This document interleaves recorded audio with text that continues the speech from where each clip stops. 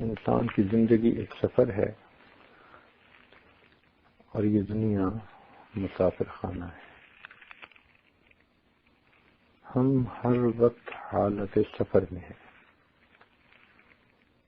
کھا رہے ہوں، پی رہے ہوں، باتیں کر رہے ہوں، سوئے ہوئے ہوں، کام کاج کر رہے ہوں، جس حالت میں بھی ہوں ہم حالت سفر میں ہیں۔ کیا مطلب؟ کہ ہم اپنی منزل کے قریب ہو رہے ہیں۔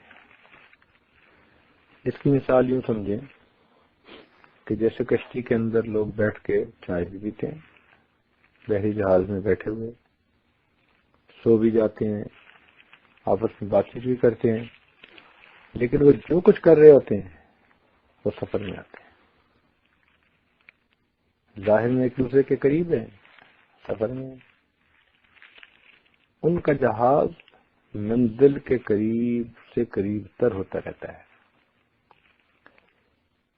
ہم بھی اس دنیا کے جہاز میں بیٹھے ہیں اور اپنی منزل کی طرف جا رہے ہیں۔ ہر دن ہمیں اپنی قبر کے زیادہ قریب پڑ رہا ہے۔ جتنا قریب ہم کل تھے اس سے زیادہ قریب ہم آج ہیں، اور جتنا قریب آج ہیں آنے والے کل میں اس سے بھی زیادہ قریب ہوں گے۔ اور ایک وقت آنے ہیں کہ یہ سفر ختم ہو جائے گا۔ اس وقت بالکل یہ نہیں پوچھا جائے گا میرے بندے تیرے کام پورے ہوئے یا نہیں، تو نے جو وعدے لوگوں سے کیے تھے وہ پورے کر لیے ہیں یا تمہیں اور تھوڑا سا وقت دے دیں، وائنڈ اپ کرنے کا ٹائم دے دیں۔ نہیں، جب وہ منزل آئے گی انسان کو اٹھا لیا جائے گا۔ اب یہ ذمہ داری انسان کی ہے کہ اس پوائنٹ کے آنے سے پہلے پہلے اپنے آپ کو فارغ کر لے۔ اللہ تعالیٰ نے تو بتلا دیا، حدیث میں نبی اسلام نے بھی اچھا سمجھا دیا۔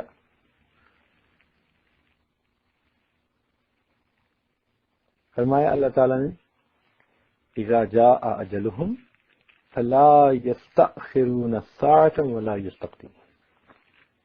جب وہ موت کا لمحہ آئے گا نہ ایک لمحہ آگے نہ ایک لمحہ پیچھے، تمہیں اس وقت جانا پڑے گا جیسے ہوگے، جس حال میں ہوگے، اٹھا کے لے جائیں گے۔ اب ہم نے اپنے کام کو بکھیرا ہوا تھا تو یہ غلطی ہماری، کیوں نہیں سمیٹا؟ اس کی مثال یوں سمجھیں کہ جیسے ایک آدمی سفر پہ جائے اور بورڈنگ پاس وغیرہ بنوا لے اور ٹرانزٹ لاؤنج میں پہنچ جائے ایئرپورٹ کی، تو وہ وہاں پر اپنا سامان نہیں بکھیرتا۔ اس کو پتہ ہوتا ہے کہ بھئی فلائٹ اناؤنس ہوگی اور بورڈنگ شروع ہو جائے گی۔ کبھی نہیں ایسا کرتا کہ اپنا سارا سامان کھول کے بیٹھا ہو اور لمبے کاموں میں لگا ہو، نہیں، بلکہ بندے ہوئے سامان کو کھولتا ہی نہیں۔ کیوں؟ اس کو پتہ ہے اناؤنسمنٹ ہو جائے گی اور جانا پڑے گا۔ ہم وہ لوگ ہیں کہ جن کے ہاتھ میں موت کا بورڈنگ پاس آ چکا۔ فلائٹ ہم میں سے ہر بندے کی ڈیفرنٹ ہے، کسی کی فلائٹ آج جائے گی، کسی کی فلائٹ کل جائے گی، کسی کی فلائٹ پرسوں جائے گی، اتنا ہی فرق ہے۔ کب اناؤنس ہوگی یہ نہیں بتایا گیا۔ آج ایئرپورٹوں پر تو پہلے سے ٹائم بتا دیتے ہیں نا جی کہ 8 بجے فلائٹ جائے گی، تو پھر بھی لوگوں کو ایک اندازہ ہوتا ہے کہ ابھی کچھ وقت باقی ہے۔ کئی مرتبہ جب فلائٹ ڈیلے ہو جاتی ہے نا تو وہ کہہ دیتے ہیں جی وہ کسی وقت بھی اناؤنس ہو سکتی ہے۔ وہ سچویشن عجیب ہوتی ہے۔ ہم نے لوگوں کو دیکھا وہ باتھ روم میں نہیں جاتے، وہ کہتے ہیں جی مسافر گیٹ کے قریب رہیں، کسی وقت بھی بورڈنگ کروا لیں۔ کوئی نہیں جاتا چائے پینے پیچھے ہوٹل کے اوپر، سب کہتے ہیں جی فلائٹ اناؤنس ہو جائے گی اور جانا پڑے گا۔ تو جیسے ان بندوں کی مثال جن کو اپنی فلائٹ کا انتظار ہے، ایسے ہی ہمیں اپنی موت کا انتظار ہے، نہیں معلوم وہ کب آئے گی۔ اللہ رب العزت چاہے تو ڈاکٹروں کی آنکھوں کے سامنے موت دے دے، اور اگر چاہے تو مردوں کی فہرست میں اس کو باہر نکال دے۔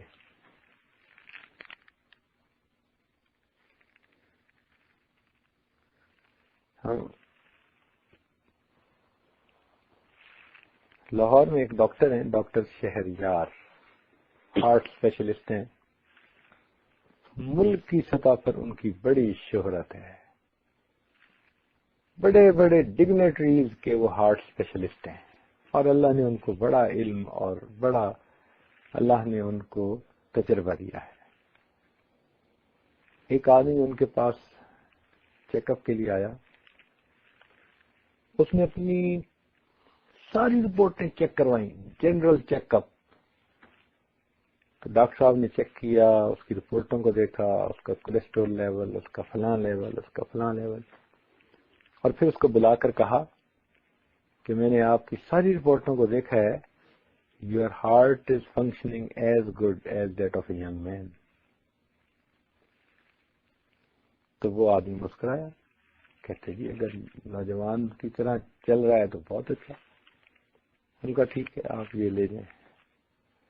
فائل انہوں نے اس بندے کو دی، اور وہ بندہ فائل لے کے واپس مڑا، دروازے سے نکلنے کے لیے پہلا قدم اٹھایا تو اس پر ہارٹ اٹیک ہوا، اور اسی جگہ وہ بندہ گرا اور اس کی موت آ گئی۔ ایک ہارٹ اسپیشلسٹ اپنی اوپینین دے رہا ہے کہ آپ کا دل نوجوان بندے کے دل کی طرح فنکشن کر رہا ہے، اور اس کو نہیں پتا کہ یہ یہاں سے باہر بھی نہیں جائے گا، میری آنکھوں کے سامنے اللہ اسے ماریں گے۔ اللہ نے دکھا دیا، دیکھ انسان تیرا علم اتنا ہے، آنکھوں کے سامنے۔ حیرت کی بات ہے نا، آنکھوں کے سامنے ہارٹ اٹیک، وہی موت آ گئی۔ تو اللہ تعالیٰ چاہے تو حکیموں کے، ڈاکٹروں کے آنکھوں کے سامنے بندے کو موت دے دے، اور اللہ تعالیٰ چاہے تو مردوں کی فہرست میں اس کا نام نکلوا دے۔ ہمارے ایک دوست سلسلے میں میڈیکل ڈاکٹر ہیں، وہ پہلے ایم ایس رہے کسی جگہ۔ اللہ کی شان، وہ کہنے لگے کہ سردیوں کے دن اتنی ٹھنڈ تھی کہ کلفی جم رہی تھی۔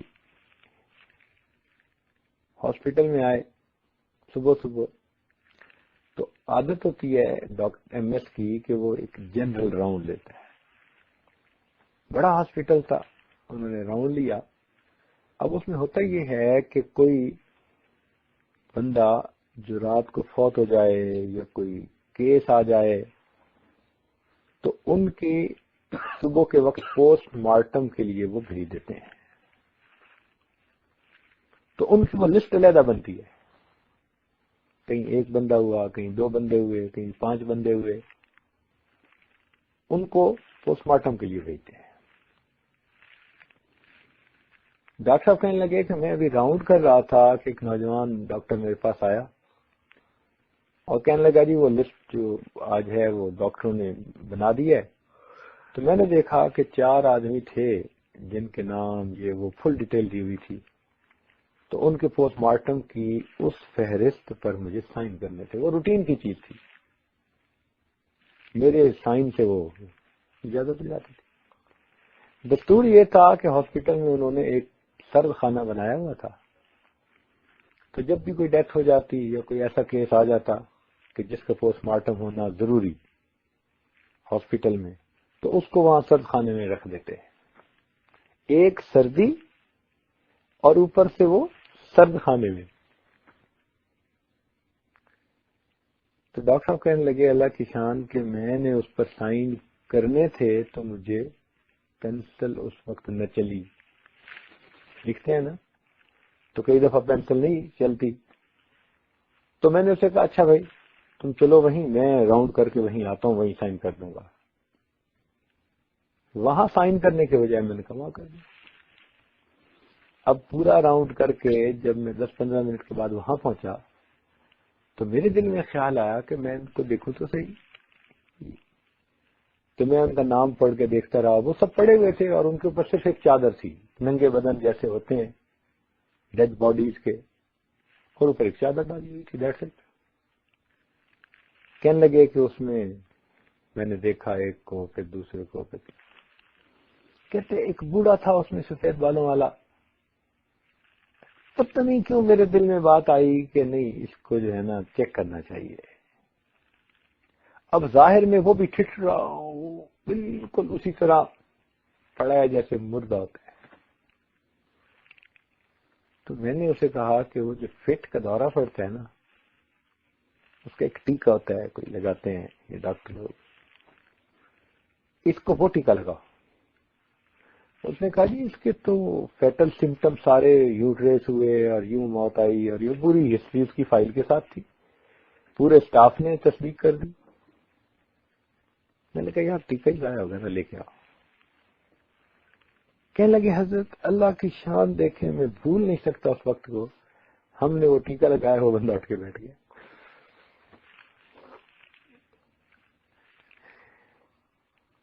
ایک بوڑھا، سردیوں کا زمانہ، اوپر سے سرد خانے میں اور بغیر کپڑوں کے پڑا ہے، اکڑا ہوا۔ تو اللہ تعالیٰ چاہے تو ڈاکٹر کی آنکھوں کے سامنے موت دے دے، اور اگر چاہے تو مردوں کی فہرست میں لکھا ہوا نام ہے، اس نام کو واپس کرا۔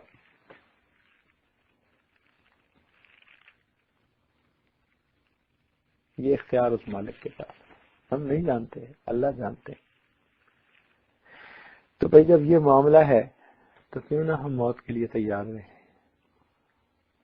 اس لیے مومن کو چاہیے ہر دن میں اپنے آپ کو تولے، محاسبہ کرے، کیا میں مرنے کے لیے تیار ہوں؟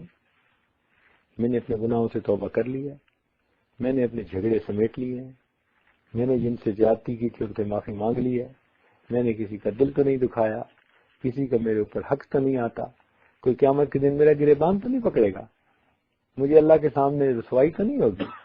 یہ چیزیں سوچیے، اس کو کہتے ہیں محاسبہ۔ ہمارے مشائخ نے فرمایا حاسبو قبل ان تحاسبو، تم اپنا محاسبہ کرو اس سے پہلے کہ تم سے محاسبہ کیا جائے۔ کیا مطلب ہے کہ جب آڈٹ والوں نے آنا ہوتا ہے نا، تو ایک بندہ کم از کم اپنے اکاؤنٹس کو ایک دفعہ دیکھ ضرور لیتا ہے، بھئی آڈٹ والوں نے آنے ہیں، میں دیکھ تو لوں اکاؤنٹ ہے کیا۔ اب جس بندے نے اپنے اکاؤنٹس کو دیکھا ہی نہیں، کلوز ہی نہیں کیا اپنے اکاؤنٹس کو، جب آڈٹ والے آئیں گے تو شرمندگی ہونی ہے نا اس کو۔ تو یہ جو محاسبہ ہے، اس محاسبے کا مطلب کہ آڈیٹر کے آنے سے پہلے اپنے اکاؤنٹ کو کلوز کرنا۔ تو ہم ہر رات میں اپنے اکاؤنٹ کو کلوز کر کے سویا کریں۔ جو گناہ ہیں اللہ سے معافی مانگ لی، اگر کسی کے بارے میں دل کے اندر کینہ ہے اس کو معاف کر دیا، اور اگر سمجھتے ہیں کہ فلاں سے ہم نے زیادتی کی تو اس بندے سے معافی مانگ لیں۔ دنیا کی معافی آسان ہے، وہ زیادہ سے زیادہ ناراض ہی ہوگا نا، ناراض ہوگا، غصہ کرے گا، آپ تھوڑی سی منت سے معذرت کریں گے وہ معاف کر دے گا، لیکن آخرت میں تو وہ شیر ہو جائے گا، وہ کبھی معاف نہیں کرے گا، کہے گا مجھے نیکیاں دو اس کی۔ تو اس لیے اپنا محاسبہ کرنا یہ ہر سالک کا روزانہ کا کام ہے، تاکہ اللہ تعالیٰ قیامت کے دن کے محاسبے سے محفوظ فرما لے۔ وآخر دعوانا ان الحمد للہ رب العالمین۔